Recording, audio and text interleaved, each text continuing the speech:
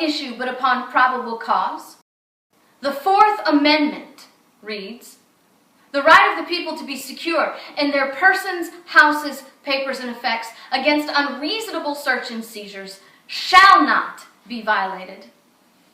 No warrant shall issue but upon probable cause, based on oath or affirmation, particularly describing the place to be searched and the persons or things to be seized.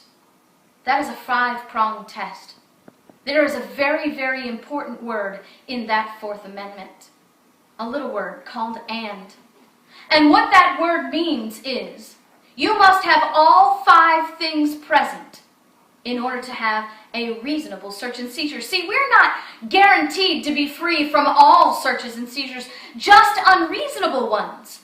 But we don't have to guess what an unreasonable search and seizure is, because the Fourth Amendment tells us a reasonable search and seizure is one that is based upon a warrant, based upon probable cause, issued by oath or affirmation from a court of common law, particularly describing the place to be searched and, remember that and, the persons or things to be seized. Not 4 out of 5, not 3 out of 5. All 5 must be present to be a constitutional search.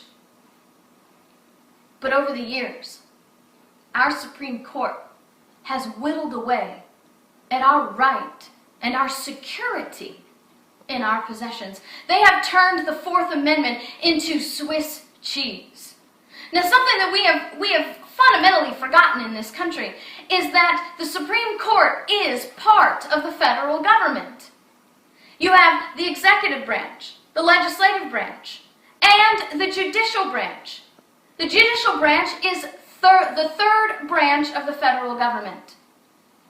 And we have allowed the federal government to whittle away at our rights and expand their power. So you can search the Fourth Amendment all day long, and you will find no exceptions within it other than the warrant has to be based on these 5 things. But over the years, the Supreme Court has invented exceptions, not to guarantee us a greater liberty, but to give the government a greater power. That is the truth in our Constitution. But the reality of our society is that if you try to argue the Constitution with the government agents, you're not going to get much. Because they have been brainwashed into believing that the Supreme Court of the United States knows what their power is and has the authority to expand it. So if you find yourself walking down the street or driving in your car, and you are stopped by a government agent, there are some fundamental things that you need to know to protect your Fourth Amendment. When you are stopped, the first words out of your mouth should be, am I being detained? Or, am I free to go? If the answer to either of those questions is that you are detained, then you must say, what crime have I committed? What law have I violated? You have a right in your Sixth Amendment to be informed of the nature and the charges against you. They have to tell you the law that you violated. If they cannot tell you what law you violated, then they have an unlawful stop. If they simply say to you, well, I just wanted to talk to you for a minute, then repeat your question, am I being detained? Because if they just want to talk to you, then you're not being detained. It's just a casual conversation, and you don't have to participate. If they tell you you're being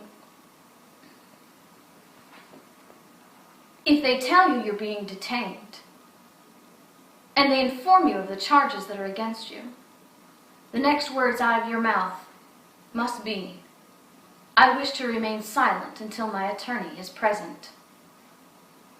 At that point, you have to invoke your Fifth Amendment right. Because anything you say can and will be used against you in a court of law. And it never hurts to reassert your rights. If you say something, if you ask where the bathroom is, or you ask to have your handcuffs loosened, or whatever is going on, then make sure you remind them, hey, I just asked you a question, but as to your questions, I am going to remain silent until my attorney is present.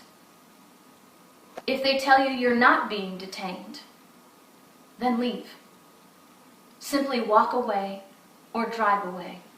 You don't have to say anything. Also, something very vital to protecting your rights is to have the ability to film everything that's going on. If you are protesting and you are approached, have someone there that'll video with you. If you are in a car and you have a friend in the passenger seat, have the passenger video the interaction between you and the government agent. You see, you have a right to film them. They cannot tell you to turn off your camera. They cannot seize your phone as evidence without a warrant. You have the right. And court after court after court has asserted your right to film these officers. It is not a violation of their privacy. They are a public officer fulfilling a public duty, and you have a right to film them in that duty. Because you are the public, and you have a right to show people how their agents are operating. So remember, essential to liberty is the security of your right to property and your right to defend that property. Don't wait for them to read your rights. Go ahead and assert them.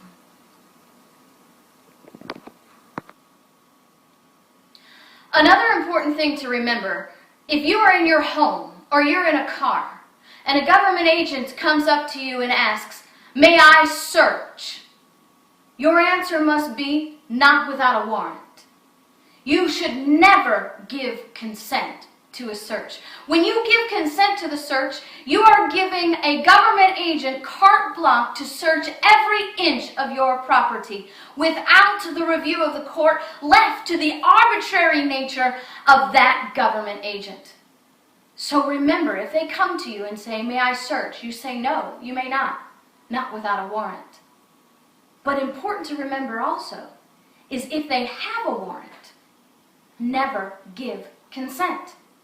If you are given a warrant to search your property by a government agent, you can say to them, "I see this warrant, and I see this warrant has authorized you to search this specific property, but I do not give you consent." Because if you give consent, you have made that warrant completely worthless. They are no longer limited to the search within that warrant. They can now search and seize anything they want. So we must remember a very important principle in searches and seizure: never give consent.